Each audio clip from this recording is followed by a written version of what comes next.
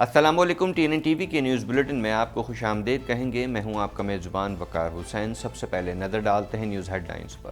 Corona virus کا زور ٹوٹنے کا نام ہی نہیں لے رہا۔ گزشتہ 24 گھنٹوں کے دوران جان لیوا وبا نے مزید 141 افراد کی جانیں لے لی، جبکہ ایک ہی روز میں 4199 مریضوں کا اضافہ ہو گیا۔ اسمارٹ جنگل راوی ریور پروجیکٹ کا اہم حصہ اور سینسرز کے نظام سے لیس ہوگا۔ وزیر اعظم کہتے ہیں کہ آلودگی سے بچوں اور بزرگوں کی جانیں خطرے میں ہیں۔ اسمارٹ لاک ڈاؤن کے بعد اب اسمارٹ فارسٹ بن رہا ہے۔ افغانستان کی صورتحال میں بگاڑ سے پورا خطہ متاثر ہوگا۔ وزیر خارجہ کہتے ہیں کہ ہم افغانستان میں اجتماعیت کے حامل سیاسی تصفیے کے حامی ہیں۔ افغانستان میں امن و استحکام کا فائدہ پورے خطے کو ہوگا۔ پاکستان میں TTP کو دہشت گردی کی اجازت نہیں دیں گے۔ شیخ رشید کہتے ہیں کہ افغانستان کی صورتحال پر بھارت کا پریشان ہونا لازمی امر ہے۔ ہم نے امریکہ کا اتحادی ہونے کی بھاری قیمت چکائی ہے۔ پاکستان میں معیشت کی بحالی کے عمل کا آغاز ہو چکا۔ مشیر تجارت کہتے ہیں کہ پاکستان ان چند ممالک میں شامل ہے جنہوں نے کرونا وبا پر قابو پایا ہے۔ پاکستان اور قازقستان کی مشترکہ فوجی مشق دوسترم 3 کی افتتاحی تقریب کا انعقاد۔ مشق کا مقصد دونوں افواج میں شعبہ انسداد دہشت گردی کو فروغ دینا ہے۔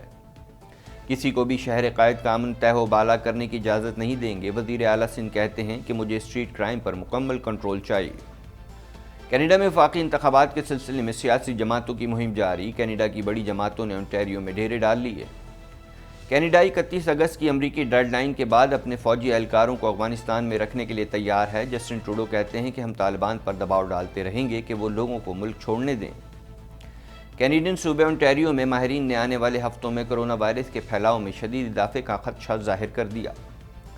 کینیڈا بھر میں کرونا وائرس کے پھیلاؤ میں اضافہ جاری ہے۔ مریضوں کی مجموعی تعداد 14,76,152 تک جا پہنچی۔ افغانستان میں طالبان کی حکومت کے خدوخال سامنے آنے لگے۔ ترجمان طالبان ذبیح اللہ مجاہد کہتے ہیں کہ ڈالر اور نوادرات افغانستان سے باہر لے جانے پر پابندی لگا دی گئی ہے۔ G7 ممالک کا افغانستان کی صورتحال پر ہنگامی اجلاس۔ انخلا کی ڈیڈ لائن سے متعلق رکن ممالک کی آراء میں واضح تقسیم نظر آئی۔ دنیا کا کوئی خطہ کرونا وائرس کی مضی وبا سے محفوظ نہیں۔ اس کے مریضوں اور اس کے باعث اموات میں مسلسل اضافہ ہو رہا ہے۔ ہیڈ لائنز آپ نے ملاحظہ کی اور اب خبریں تفصیل کے ساتھ۔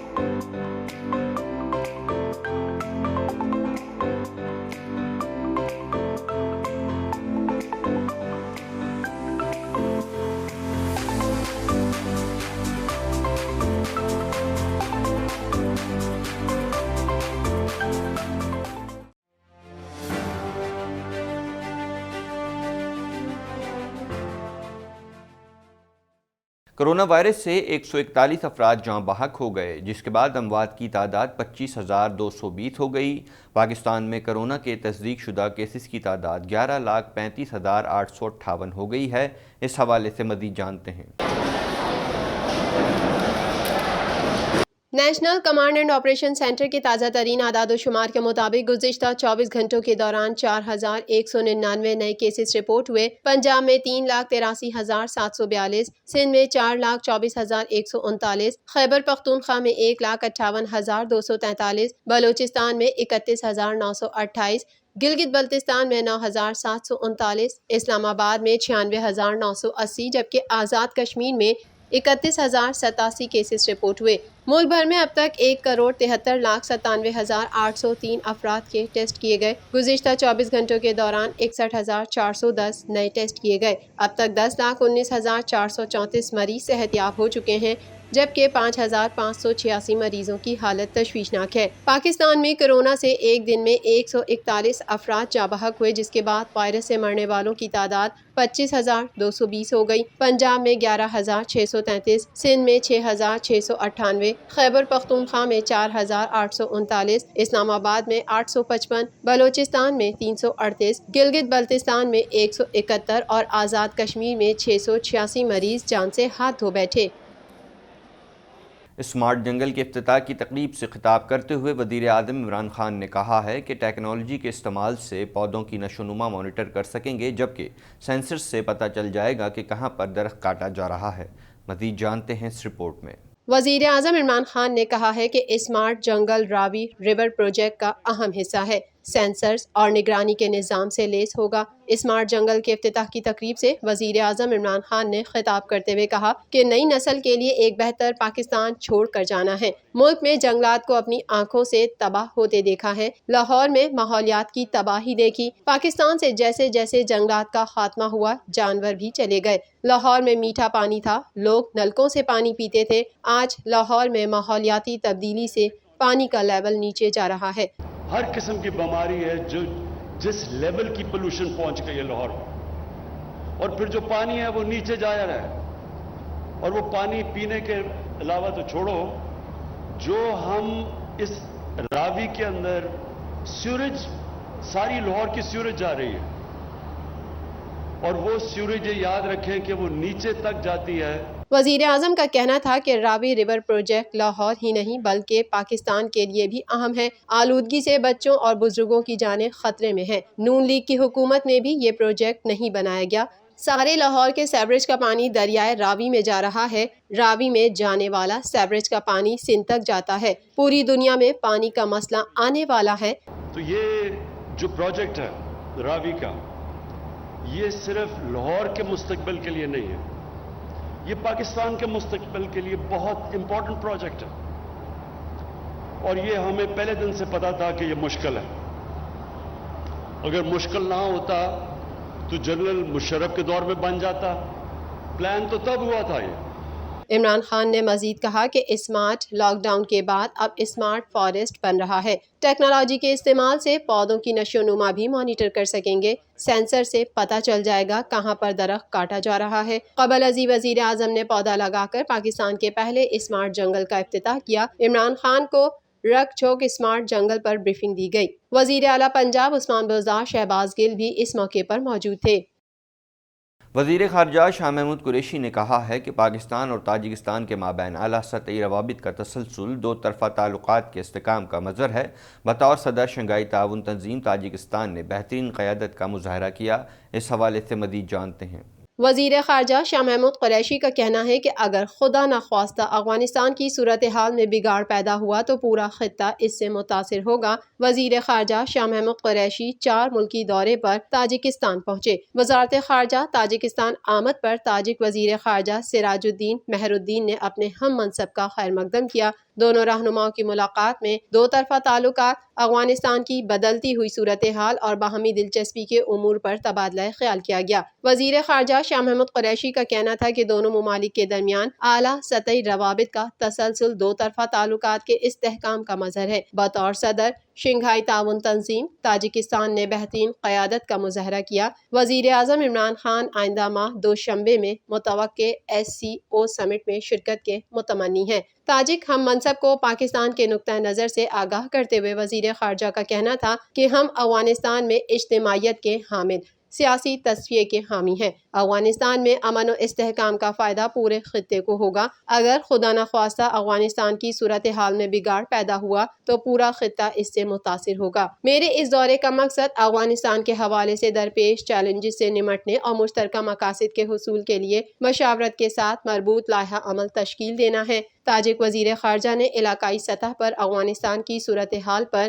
متفقہ لائحہ عمل اپنانے کے لیے وزیر خارجہ شاہ محمود قریشی کی عملی کاوشوں کو سراہا، جبکہ دونوں وزرائے خارجہ نے باہمی دلچسپی کے امور پر مشاورتی سلسلہ جاری رکھنے پر اتفاق کیا۔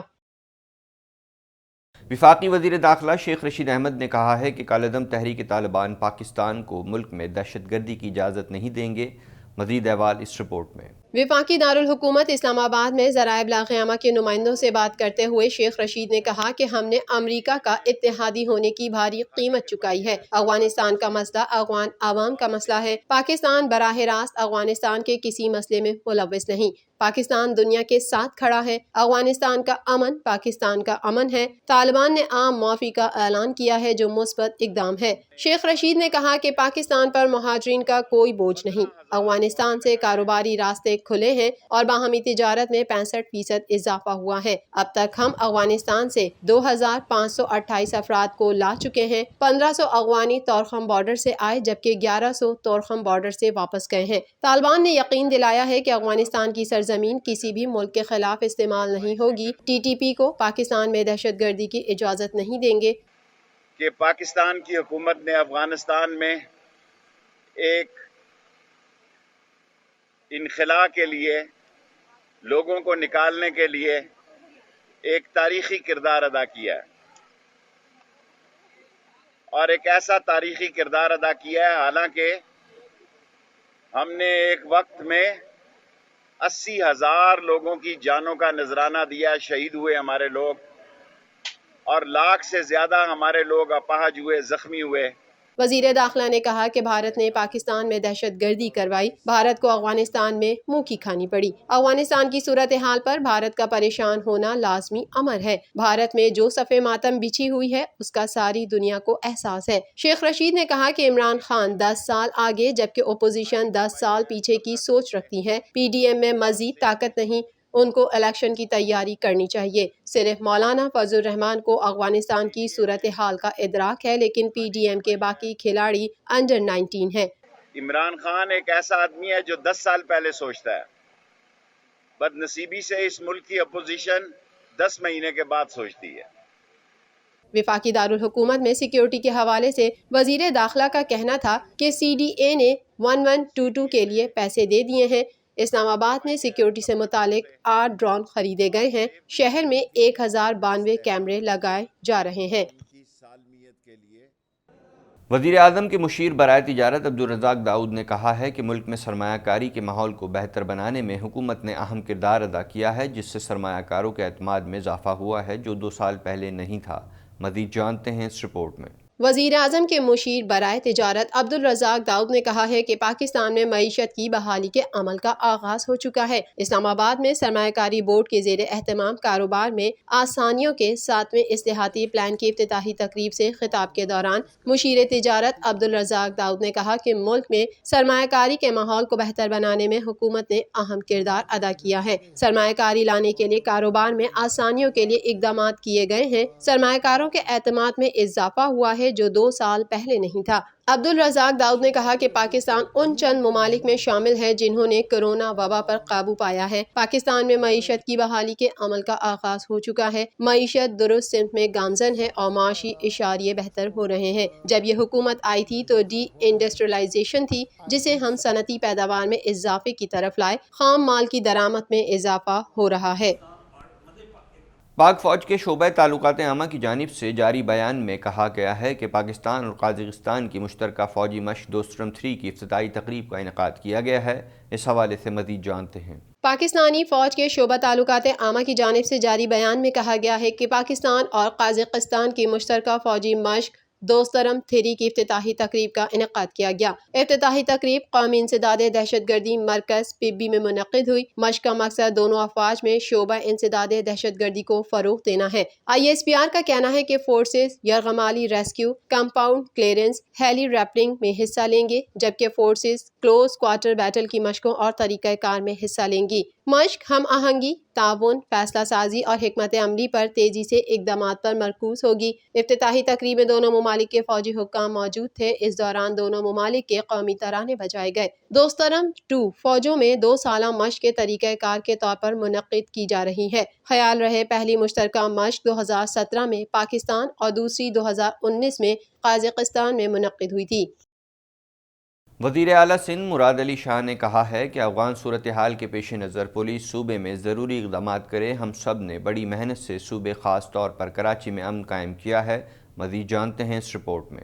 وزیر اعلیٰ سندھ مراد علی شاہ کی زیر صدارت امن و امان کے حوالے سے اجلاس ہوا، جس میں 10 دن کے دوران ہونے والے جرائم کا جائزہ لیا گیا۔ اجلاس میں ایڈیشنل آئی جی کراچی نے بریفنگ دیتے ہوئے بتایا کہ صوبے میں اغوا کے 5 کیسز رپورٹ ہوئے، 4 کیسز میں خواتین کی آواز میں بات کر کے اغوا کیا گیا۔